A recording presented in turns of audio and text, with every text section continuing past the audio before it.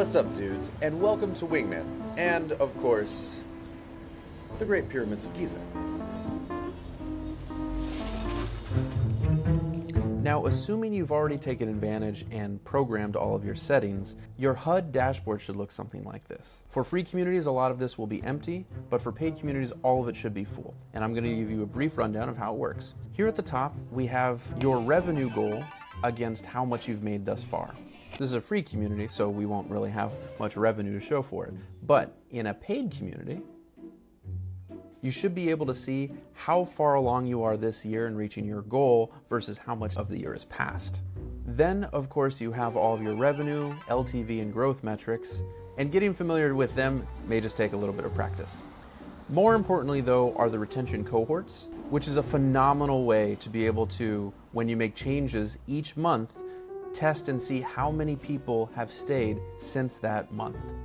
Everything below that are your standard graphs, and it brings you to members and engagement based off of what level they're at, how much did they engage, and how many are canceling versus how many are active, and at what level do they renew. Up at the top here, you'll probably notice that we have a sidebar. This is where all of your different teams, your marketing team, your sales team, and your community team should be able to have all of their most important links put on one Google Doc, should you choose to do that, and you can access those from here. You can program these within the settings. This here shows you how many members of each team you currently have. Underneath that, we'll show you how many people are online currently using Wingman, and of course above that the calendar, and below that the settings. Don't forget that if you ever need help with understanding all of this data, just press this button and you can book a call with us at any time. Welcome to Goals. Here on the top, it will measure how much you've completed each section based off of marketing, community, and sales, and each section is comprised of tracking your KPIs within your community. KPIs stand for key performance indicators, which are just a fancy way of saying the measurables within your team. So for example, your marketing team would be responsible for hours on content, pieces published, community posts made, comments left, and people onboarded, etc. And the funny part is this page is a lot more important than you might expect. And a good example of that is the competition that Alex Hormozi and Andrew Kirby ran for 3 months to see if everyone tracked their KPIs every day, how much better they would perform. And of 100 different communities, able to, on average, increase their MRR by $8,000. Meaning that by you doing this, it may some days be a little bit boring, but it is going to be so important that you don't even understand it. Or maybe you do, in which case, you're welcome. The Projects tab is exactly what you would probably expect. This is where you manage all of your projects. More importantly, it's a very, very simplified version of Asana, Trello, Monday, etc. At any point, you click in, decide what you want to title it, when it's due, who's responsible for it, if it has a URL, and decide if you are making a description or a checklist. Also, sometimes adding a color can be nice too. You can customize the tags for those colors in the settings. You'll notice that this project here, marketing, has inside of it a URL. Meaning that here on the front, you can click the URL and easily access it without having to go into each individual project. This shows when the project was due, in this case 4 days ago, the link that I was just referring to, the description versus the check, and who's responsible for it. All of your projects will automatically be ordered by when they're due, and so when you drag it into to do, active, or done, it should find itself in the appropriate location. Don't forget that you can always add a new one from right here, and you can categorize everything by color/tag or person responsible. You may find this to be one of the most used tabs that you'll have. You're welcome. Welcome to the Blitz tab, which you could also understand as competitions. In this, you're able to track all of the data that the members of your community are achieving. And within the settings here on Wingman, you can set what they win, how they win it, and what you are publicly tracking here. You have a ton of things to choose from, including using Wingman itself on goals and projects, MRR, affiliates for your community, anything. We recommend that you use this in order to boost engagement to a crazy degree. Prior to having a page like this, it used to be extremely challenging to be able to track all of the data and activities from a single community. And now you can do it with relative ease. This, of course, is the CRM tab. And you have a couple of different use cases depending on if you are using a free community, a paid community, or a hybrid. But let's understand how it works. You have 7 categories, 6 primary and 1 additional. This additional one is for your team members and anyone else that will be scraping information for that you don't need to populate within your CRM. You can disable members at any time by clicking this button here.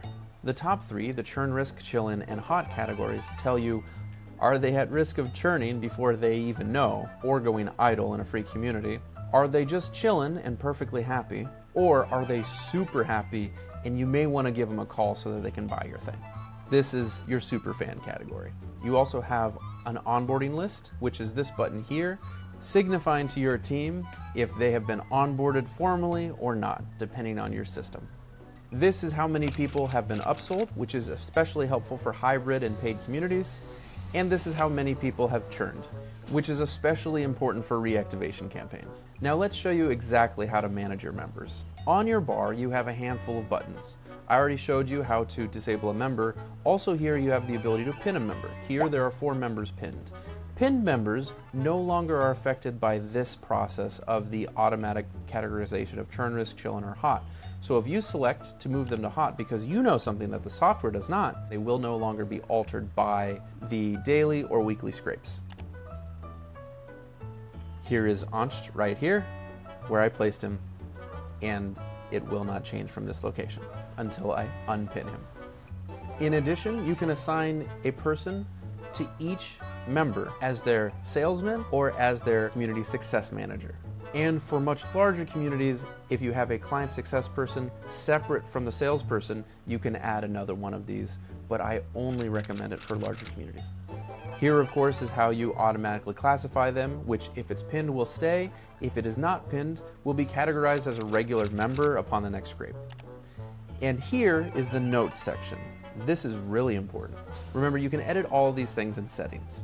But first you have the sales status, which if you close them, then you can assign them to a price that they're currently paying and say they were happy, can't wait to upgrade again. Also in notes, I would strongly recommend that you place all of your call links here so you can keep them in one place per client. So you go ahead and save that, and now it shows up here. So everyone else knows exactly what their status is. Of course, now that they're paying, you can say that now you've upsold them, which also places them within this category. Likely, if you've upsold them, you will need to onboard them.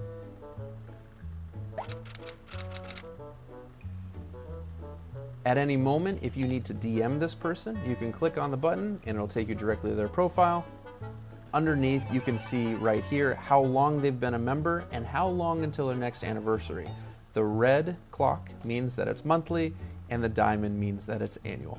The diamond will start a countdown 30 days before their annual cycle, and the clock will start 7 days before the end of each month. Lastly, you'll notice that there is a poking feature here. The poke feature is especially for those communities that need to have multiple touch points for each of their members over a period of time.